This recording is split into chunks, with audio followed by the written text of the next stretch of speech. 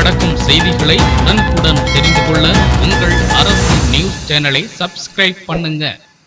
பஞ்சமியை முன்னிட்டு மயிலாடுதுறை வீரமகாளியம்மன் ஆலயத்தில் அமைந்துள்ள ஸ்ரீ வாராகி அம்மனுக்கு சிறப்பு யாகங்கள் செய்யப்பட்டு மஞ்சள் காப்பு நவசக்தி அர்ச்சனை நடைபெற்றது. இதில் ஏராளமான பக்தர்கள் பங்கேற்று வழிபாடு செய்தனர். மயிலாடுதுறை மாவட்டம் கண்ணார் தெருவில் 200 ஆண்டுகள் பழமை வாய்ந்த ஸ்ரீ வீரமகாளியம்மன் ஆலயம் அமைந்துள்ளது. ஆலயத்தில் ஸ்ரீ வராகி அம்மன் உள்ளிட்ட சப்த கன்னியர்கள் எழுந்தருளி உள்ளனர். சித்திரை மாத பஞ்சமி திதியை முன்னிட்டு ஆலயத்தில் சிறப்பாக நடைபெற்றது.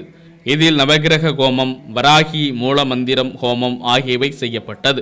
தொடர்ந்து அம்மனுக்கு 16 வகை பொருட்களால் சிறப்பு அபிஷேக ஆராதனைகள் நடைபெற்று மஞ்சள் காப்பு அலங்காரத்தில் ஸ்ரீ வராகி அம்மன் காட்சியளித்தார்.